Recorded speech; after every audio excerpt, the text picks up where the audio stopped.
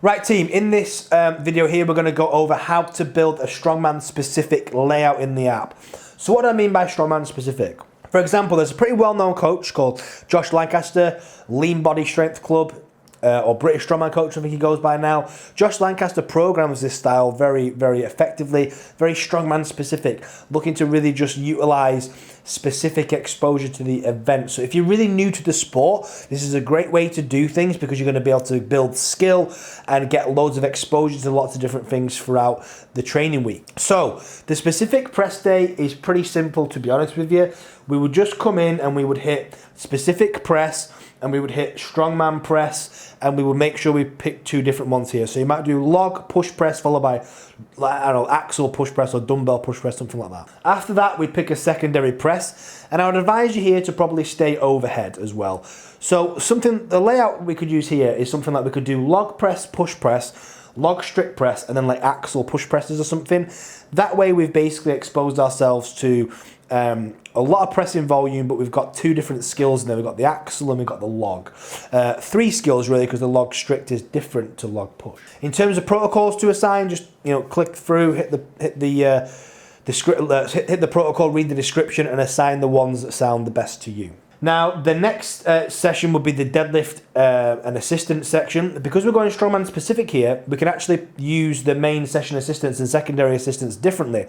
So what we could do here is we could do a movement prep, we could do some hamstring core foot control, just to keep structural balance. If you're doing a strongman specific program and you're missing your assistance movements, very important to make sure you do your movement preps, because they're the only things that are structural balance focused for your whole plan.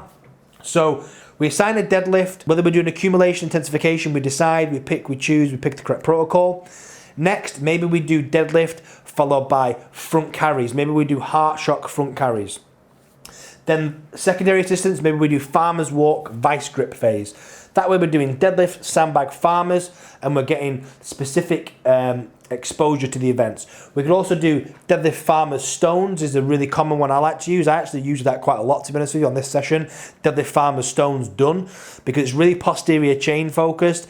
The Atlas stones build big strength in your upper back and hamstrings and glutes, etc., with the hip extension. So deadlift farmers stones could be this session here for sure. The next session, the squat and flow session, I would come in, I'd do a movement prep. We would squat. I'd probably choose a front squat if we're trying to stay specific.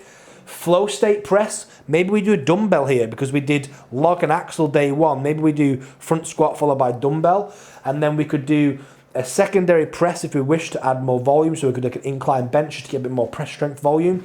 And then we could do a main squat assistance just to finish off with some extra leg strength. Final session of the week, the event session, we would start with a deadlift variation usually, so like a 12-inch, 15-inch pull, or an axle 15-inch, axle 18-inch, whatever you wanted to add to this session.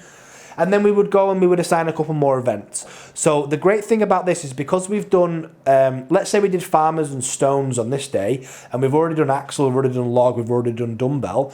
Really, it means that these events don't need to be your kind of box standard ones. We could stick with yoke, but then we could maybe do something different. We could maybe expose ourselves to some Conan's walk, or, we could even do some kind of event rotation where you just didn't even put it in the program. You just go in the gym and you go and pick a different event each session and do something different every single day, because then you're able to get skill built in loads of different areas through strongman. And doing an 8-week phase like this can really ramp up your skill acquisition, and is an amazing thing to do once in a while.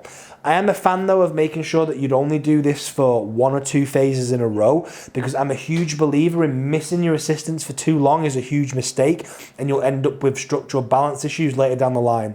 There's absolutely nothing wrong with it for an acute period of time, but just make sure we plan longer term. I said it before in another video, but let's say we're going for a 6-month phase. Maybe we do strongman specific, right, accumulation with loads of assistance now. Then we go strongman specific again.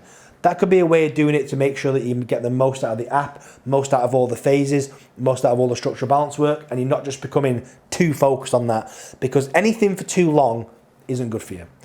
Hope that helped you understand how to build a strongman specific program. We're going to be going over another program in the next part, another layout you can use, so make sure you check out that so you can pick the best weekly layout for yourself.